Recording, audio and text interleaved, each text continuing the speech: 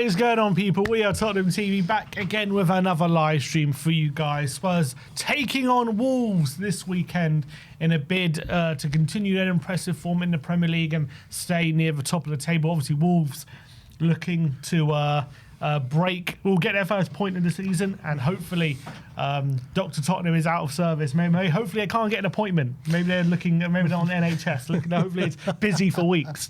I'm hoping so anyway. But big game. I'm here with Brian Daigle in the studio, as everyone is so excited to point out. How are we doing, Brian? How are we doing today? I'm doing magnificent, buddy. It's a wonderful time to be a Spurs fan. It's a Friday. Spurs play tomorrow. Loads of news going on, and I'm just so excited for the future. So delighted to have this conversation we're about to have. Absolutely. The new takeover talks in the offering at the moment. No one better to be in the studio and to be excited about a potential new takeover than Mr. Brian Daigle, the head or the daddy of the Levy out movement here in the flesh. And we're going to be talking about Daniel Levy. His name hasn't exited our world just yet. We're still being talked about in positive ways nowadays. But we have a Tottenham update for you because there's big news about potential new owners at Tottenham. The Sun yesterday, Martin Lipton broke that Tottenham are subject to a world record takeover bid by a former DJ called Brooklyn Erike, who is leading a consortium in the USA to take over Tottenham. Apparently, they are looking to bid £4.5 billion, which would be a world record fee to take Spurs over. Apparently, there is a blueprint for Tottenham 3.0, and they are looking for a massive takeover bid for a USA-led consortium. Now, apparently, reportedly, Martin Lipton is saying 1.2 billion transfer pot for Thomas Frank, which is probably one of the biggest transfer pots the world has ever seen, if that's for one window anyway. Virtually no issues with PSR obstructing any sort of spend. That is what Martin Lipton is reporting yesterday, a massive bid. Now, this Brooklyn Erike has been posting some very cryptic things on social media. He's posted an image of him at the stadium with a image of a countdown. This was him posting, I think, on Instagram maybe, or I don't know where he posted this, maybe Instagram, on his story. A picture inside the Spurs dressing room with a countdown, 27 days, 9 hours and 22 minutes. So what is that counting down to? I don't really know. Maybe it's... take of that what you will. Yep. He also posted a tweet saying, pretty low-key morning so far, with a picture of a newspaper article with basically him, his name, £4.5 billion bid from the Sun Sports. So he has been not doing anything to quieten down these rumours, has he? There's also been some sort of document doing the rounds, the takeover panel disclosure table, showing the offeree Tottenham Hotspur the offer for Tottenham Hotspur Limited, offer period commencing from the 7th of September.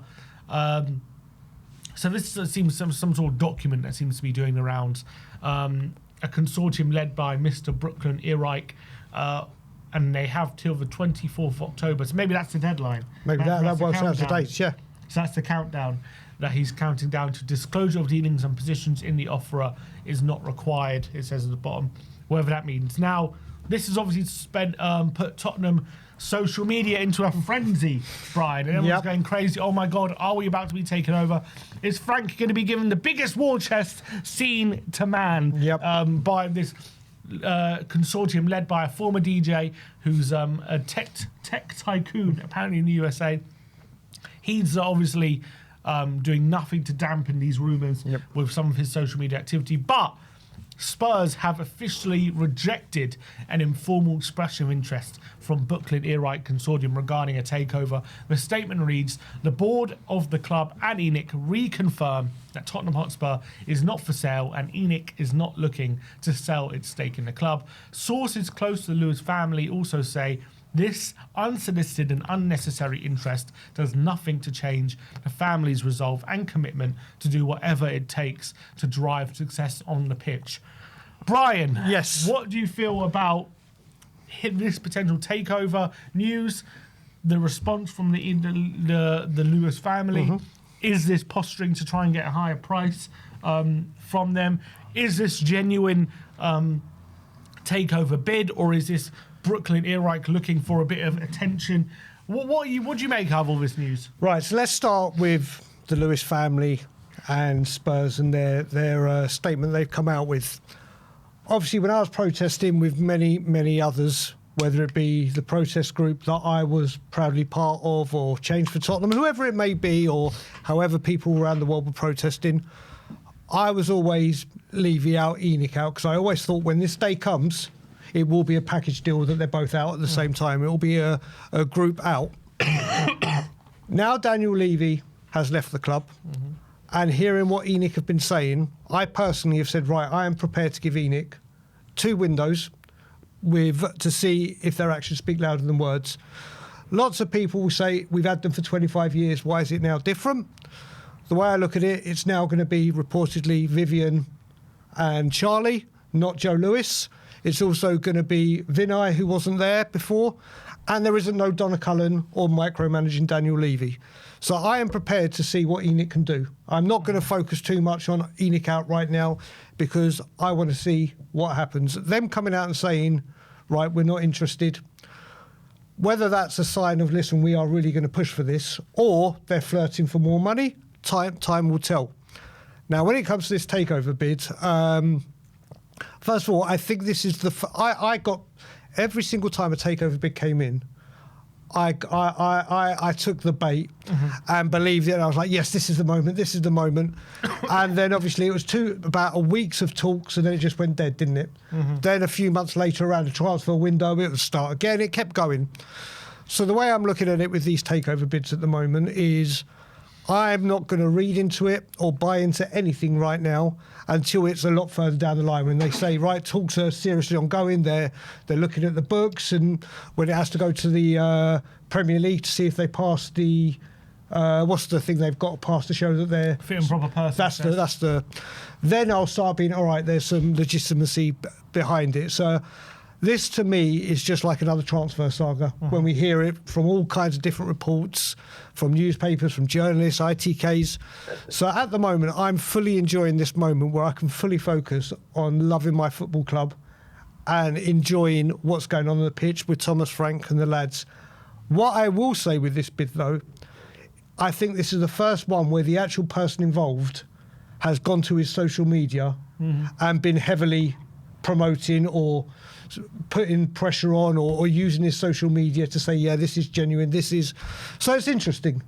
It is very interesting. Listen, 1.2 billion as a transfer kitty. Right. I mean, isn't that the kind of figure you put out? Obviously, it's a figure to show, like, we're ambitious, we're willing to give him 1.2 billion, but it also kind of tells me, like, do you know what you're saying? Because you can't just give a manager 1.2 billion in one window. You can't really even spend it with PSR. I mean, unless you do what kind of Chelsea do, which is, what they were doing was giving players all these long contracts and finding loopholes. Maybe that's kind of the aim. But, I mean, for me, that's kind of a very fanciful figure to aim to spend in one window, 1.2 billion. I mean, how do you even begin to spend that kind of money? 1.2 billion in a window. I mean, that's a bit crazy to suggest that. That's kind of the stuff you'd hear when Abramovich first came in, wouldn't you? When there was no guidelines and you could spend as much as you want, you could keep spending. And that 1.2 million is obviously, they said, for player wages as well, due to the FFP and due to PSR and the Europe one. We won't be able to spend that in one window. Yes, it sounds like a mouth-watering number, but if ENIC do put money in, if ENIC put money in, obviously I highly doubt it's going to be to that valuation, but we don't need 1.2 billion. If ENIC were to put, let's say, 3, 4, 5, even lower, and able to get the players we need because of the success of the window we've just had, it doesn't need 1.2 billion. Obviously, it is a dream number to hear. To hear Spurs, course, but like, it's a kind of figure which makes me think these guys aren't serious, because it's the kind of figure you put out which is completely unrealistic. Like, do they know what they're doing, kind of thing? Yeah. Like, do they know what they're saying? Like, you were suggesting you were going to give the manager a £1.2 billion transfer budget. Kind of tells me these guys aren't serious in a way. Like, that's not a realistic figure. Well, for a transfer budget. you look at it as well. They have said for player wages as well, hasn't it? So that will mean we can bring players in on very, very lucrative contracts. So it is a wild number. And as soon as you hear 1.2 billion in transfer revenue, you're rubbing your hands going, oh, here we go. It's like you're playing Championship Manager at home, isn't it? And you've just got unlimited I've never spent 1.2 billion in a window. No, I don't think they'll do it in one window. I mean, it is a mouth-watering number. And you know what? Like we said, I think this one does have legs. This isn't just another rumour that's coming out. It is spreading like wildfire. And if it gets further down the line, then I'll read more into it and start getting excited. But right now, as the club stands, as I've said, it's a magical time for me and Spurs fans to say there is a new dawn at Tottenham Hotspur. There is a new level of excitement to see what the future holds. We've seen how we've got off to this start of the season. We've seen how Thomas Frank and his coaching staff have done. Vivian, Charlie, Enoch, Vinay can't do anything till January window, can they? So there's a lot of people that are obviously doubting Enoch, and I understand that completely, totally and utterly. But we'll see what happens January. Obviously, talk of Kane is going rife. If they were to bring Harry Kane home and pay him the wages, is that not a huge sign of intent of what Enoch have set out or planned for Tottenham Hotspur?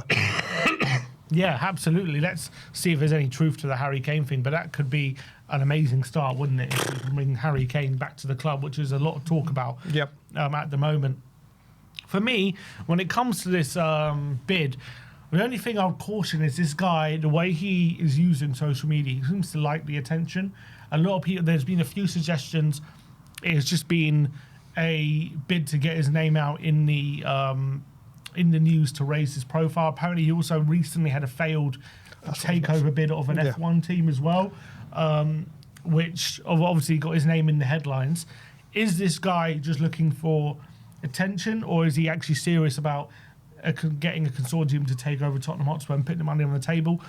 And if 4.5 billion isn't enough to get the Lewis family to come to the table, because at the moment they've unequivocally rejected it, what kind of figure would be enough?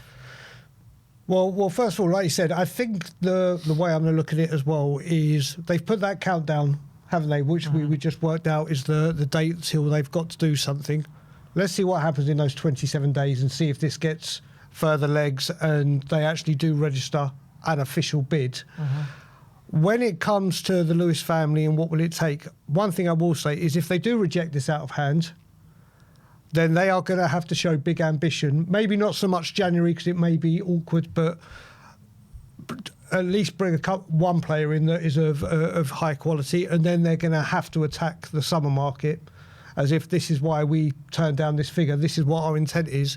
Because if they don't, then there's going to be trouble again. Then then I will be annoyed because it's been 2 windows that I said I'll give them. I don't know. I mean, it's an extortionate amount of money either way you look at it, isn't it? If they're going to pay, if they're going to buy the club out.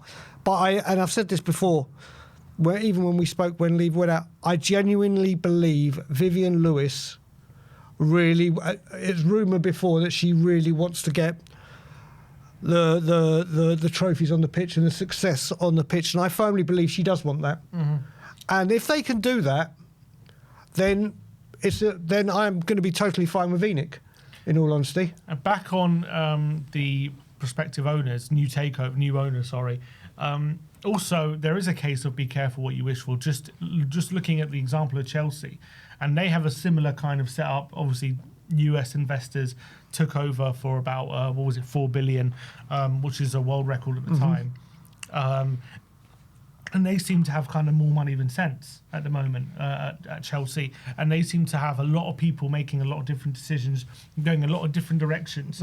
And at the moment, I'm looking, I know they've, had a decent year last season, 4th and the Club World Cup, but, I don't know, they seem to be a bit aimless at the moment. And I don't know if their project is going in the right direction. And they had to go through a few difficult years, finishing 12th, finishing mid-table, because these guys didn't know what they're doing and they're not listening to the right voices. And there's way too many voices in the boardroom as well. So if we're getting brought up by another consortium in a similar thing, obviously we got to learn those lessons that that have been affecting Chelsea, and hopefully we employ the right people to make the right decisions if that kind of takeover happens. Yeah, I can agree with that. But also, what I will say, compared to Chelsea and us, is we all know that at Tottenham Hotspur now, because of the stadium, because of the trade, everything infrastructure-wise is taken care of. There is no need, like Chelsea still going through their drama trying to get the stadium.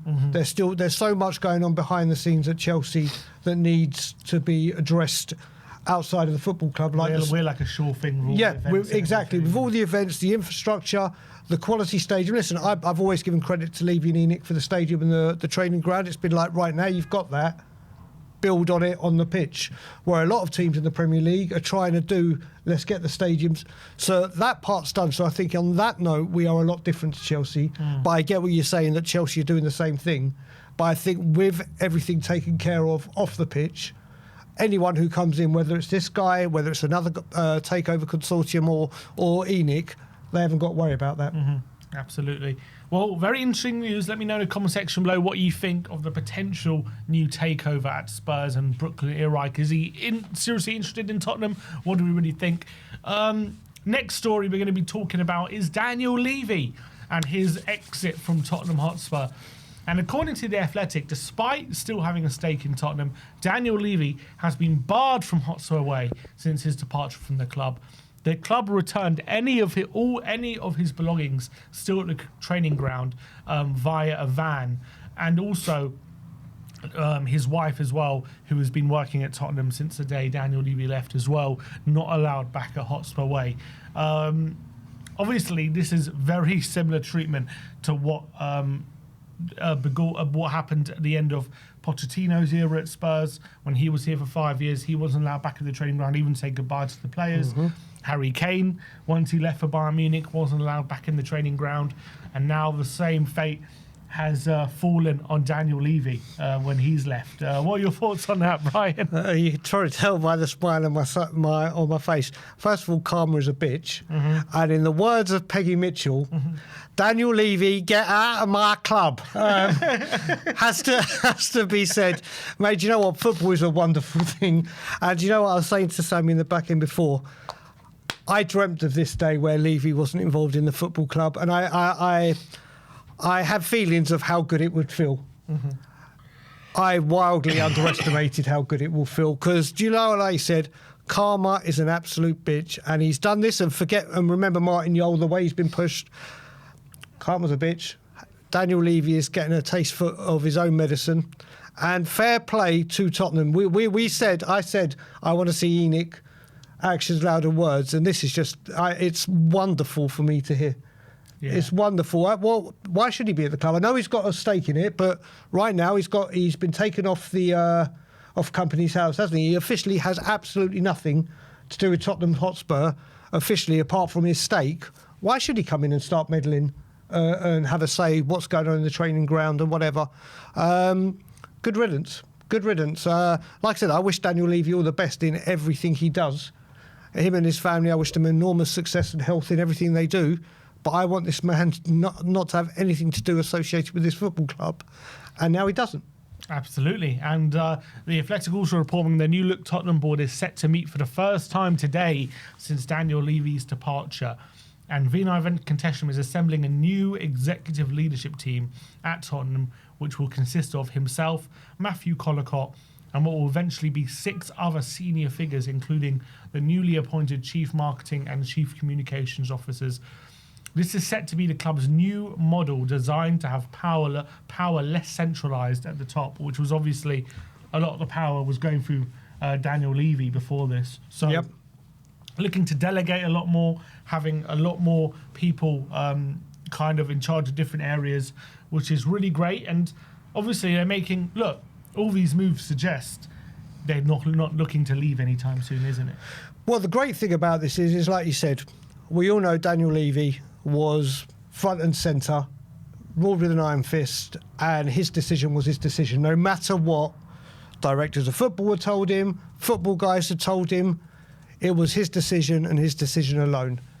It is so refreshing to see that they're going to let people that specialise in certain areas have a voice and lead the way in that department of the football club. It is wonderful to see. Like I said, I have never been so excited as a Spurs fan for what's going on at the top, what's going on the pitch. It's refreshing to see that things are changing, and this is what we've wanted to see, isn't it? And it's going to be interesting. Do you reckon have they mentioned Vivian and Charlie on that? On that in the board, yeah, in the executive leadership team, no. Okay, well maybe all the names haven't come out, but like I said, I am just so excited to see what this new dawn holds for Spurs. And right now, ENIC have got, like I said, this season in the summer window. And I'm really excited to see what they're going to deliver. And if they deliver on what they've said, we are going to be all delighted as Spurs fans. Absolutely. And look, if they're genuine in their intentions, then that's all we can ask for. Exactly. That's all we want. And we want Spurs to be more competitive near the top of the table. And at the moment, you know, they seem to be being genuine. You know, they're rejecting all the offers. They're saying Tottenham aren't for sale. They've stuck by that. We'll see. We'll see what happens down the line. Obviously, time will tell. But this is not going to be... This is the whole future of the club that we're talking about. So it isn't going to be resolved within a few weeks. Exactly. This is years, probably, you know, that we're going to be probably talking about this and how this all looks and the new look Spurs and how that all kind of changes over time. Daniel Levy has obviously had so much control and so much influence. This isn't going to be an overnight change. Yep. This is going to be something that gradually happens, and that you know, obviously we'll see things happen in the near future, but this is a very long-term kind of thing. So let's see how it all plays out. But it's all very interesting how so much has changed over the summer. Levy's gone. There's a new board in place. All these different things being implemented. We'll see what happens. All these takeover kind of talks and whatnot. But all very exciting, all very interesting at Tottenham Hotspur at the moment. 100%. I will say, like you said, even if it's not this takeover or it is this takeover that goes through, this isn't going to be done like a transfer. This will take months to finally go through. There's so much process that they have to go through, so much legal stuff. But like I said, right now, I am just so excited as a Spurs fan. I am loving life at the moment. I can't wait till game day. I can't wait to hear from Frank. Spurs social media have upped their game beyond levels. The whole club seem to be pulling in the same direction. And it's just, like I said, it's a very, very exciting time to be a Spurs fan right now. Absolutely. Talking about a bit of transfer news now, and we're going to talk about Savinho. According to Fabrizio Romano, Savinho is set to sign a new long-term contract with Man City, and any chance of Tottenham reviving their interest for the Brazilian would appear to be gone now. So it seems as though with Savinho staying at Man City this summer, the opportunity for Tottenham to get him now looks like is going to be dissipated with him signing that new contract. Interestingly enough, though, he hasn't really started too many games this season. Obviously, played in midweek, scored against Huddersfield in the Cup. Pep Guardiola has been talking about massively in the press, and now he looks to sign a new contract. So for you, is that, you know, obviously it hasn't been done yet, but if that gets signed, is that your hope of Savinho coming all but gone? Yeah, if you sign a new long-term contract, it's either going to make it even more expensive to get him out, and it will be an opportunity missed by Spurs, because I do believe that was Thomas Frank's numero uno target, and probably wanted to revisit the situation in January. But hopefully there is a plan B, and it's of a high. Maybe it's a Leao, maybe it is a Doma Lookman. But I still think Spurs will target a left winger in the window. I think Savinho would have been brilliant alongside Kudus. Them two down the flanks would have terrorised anyone. But what can you do? If they go and sign a contract once the window's closed, there's nothing we can do about it, is there? There is absolutely nothing. And he's signing a contract off the back of, you know, a season last season where he started off really well, but I think he only played 20 games in the Premier League. So it's not like he played well for me. I was really impressed with him, but you know, in terms of goals and assists, his numbers could have been better. So this is a real show of support and show of kind of belief in him that even after a season where, from objectively, you can say he had some struggles, albeit I thought for a 20-year-old he was quite impressive. There's a real show of support. They're giving him a long-term deal off the back of that kind of season where it's not like he killed it and like scored 20 goals, is it? Yep. Like I think he scored 1 goal in the Premier League. So, you know, for a winger playing for Man City, obviously they expect more from him. If they're going to be challenging for titles, he needs to be providing more kind of output, right? Yep. So that goes to show they really believe in him. If after a season where his output wasn't as maybe they'd hoped, he's still getting a new long-term deal. Well, you got to think as well. Maybe they've guaranteed him more first-team football because with it being a World Cup year, obviously his place in that squad at the moment is in jeopardy. And maybe they have promised him more first-team football, and that's what he wanted. But like I said, is it a missed opportunity from Spurs in the summer window not to get it done, or they couldn't get it over the line? I think so. I think so. But if that happens, there's nothing we can do about it. Let's just hope that Spurs or Frank has a second left winger of that quality that he wanted, and it's now down to Enoch, Vinay, and whoever is going to be in charge of transfers. Lange, if he's still first team transfer director of football, then let's make sure we get Frank's number 1 or second choice left wing target in as soon as possible. Yeah, absolutely.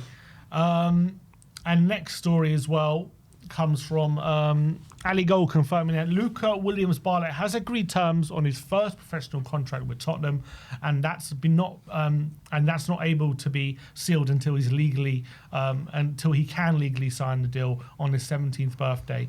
Obviously, that's this coming Wednesday.